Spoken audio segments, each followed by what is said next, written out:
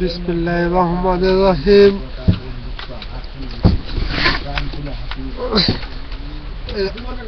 সম্মানিত দেশবাসী, আপনারা ভালো করে জানেন এমন একটা সন্ত্রাসী দল আমাদের দেশ শাসন করতেছে। আপনারা ভালো করে জানেন তারা কোন ফকার যদি এখন ক্ষমতা থেকে নামে, তাদেরকে দেখার জন্য আমরা যেরকম চিড়িয়াখানাতে অচিন জানোয়ারদেরকে দেখতে যাই, তারা এরকম অচিন জানোয়ারের মতো হয়ে যাবে। কিন্তু তাদেরকে আর সরাসরি সরজমিনে দেখা যাবে না। তাদেরকে দেখতে হইলে হয়তো আমাদেরকে চিড়িয়াখানাতে যাইতে হবে, না হইলে হয়তো জাদুঘরে বা পদ্মার পাড়ে নৌকা মার্কা দেখতে হবে, কিন্তু বাংলা মাটিতে আর দেখা যাবে না। সম্মানিত দেশবাসী, আমার সমকক্ষ এক সিনিয়র নেতা বলছেন, তুহিন মল্লিক, উনি বলছেন তাদের বিপক্ষে যুদ্ধ ঘোষণা করা উচিত। কিন্তু যুদ্ধ অবশ্যই আমাদের করা উচিত, কারণ এখন আমাদেরকে বাঁচে থাকার জন্য সবকিছুই করা উচিত। আমরা এখন প্রস্তুতি নিতে হবে আমাদেরকে। যেমন ধরেন সৈনিক জনতা এক হয়ে আওয়ামী সন্ত্রাসী ক্যাডার পুলিশদেরকে গ্রেপ্তার করে গ্রাম থেকে শুরু করে শহরের দিকে এগিয়ে যেতে হবে।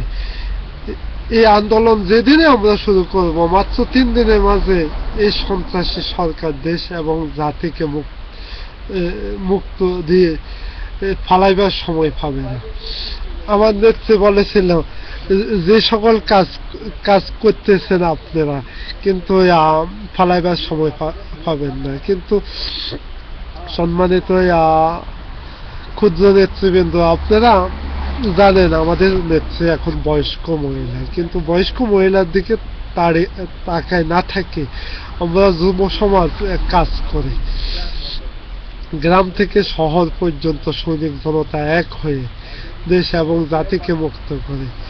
এই দেশ 1971 সালে নিরস্ত্র যোগাযোগবিহীন এই অবস্থায় যদি স্বাধীন হয়, তারপরে আজ আমরা শিক্ষিত জাতি পৃথিবীর বুকে ধরেন আমাদের মানচিত্র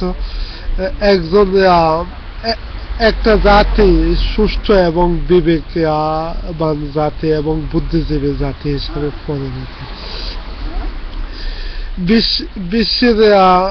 বিশ্বের মেধা তালিকায় আমরা শীর্ষস্থানে আছি, তারপরও আমাদের আজ এই দশা। আমাদের ভাবতে কষ্ট হয়। আমরা সবাই এক হয়ে কাজ করে। যেমন শেখ হাসিনা যে সকল আইন করতেছে, ওই সকল আইন কোনো আইন না। যেমন উনি আইন করতেছে তার বাবার ছবি সব জায়গায় লাগানো উচিত। তাহলে সব জায়গা তো টয়লেট, তো তার মাঝে একটা জায়গা। এখন শুধু এই মরা গরুর কল্লাটা শুধু টয়লেটে বাকি রয়েছে। সম্মানিত জাতীয়তাবাদী নেতৃবৃন্দ, আপনারা সব বাংলাদেশের যত টয়লেট আছে সব জায়গায় ওই মরা গরুর কল্লাটা লাগাই দেন। সম্মানিত দেশবাসী, আপনারা এই জাতি এবং দেশকে বাঁচাতে শিখুন এবং নিজেকে বেঁচে থাকতে শিখুন। এই দেশ মাটি মা সবে আমাদের। এই দেশকে নিয়ে স্বপ্ন দেখতে শিখুন, দেশকে গড়ার স্বপ্ন দেখতে শিখুন। যেমন মরহুম প্রেসিডেন্ট জিয়াউর রহমান, তিনি এক সময় ভাবেছিলেন, যখন অধ্যাপক গোলাম আজম সাহেব আছিলেন পাকিস্তানে বসবাস করতেছেন, কিন্তু তার মেধা থাকার কারণে কিন্তু তিনি ওনাকেও বাংলাদেশে প্রতিষ্ঠিত করেন। ওনার থেকে অনেক পরামর্শ নেন।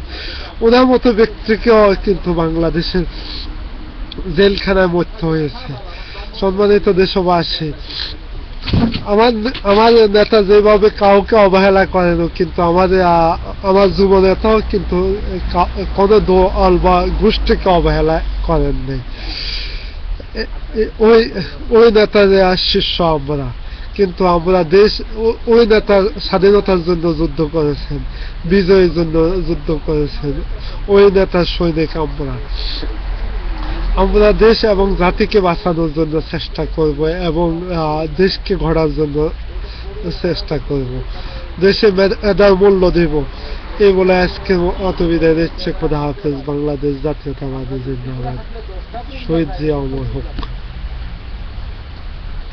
এটা কোন দেখি যে 5 মিনিট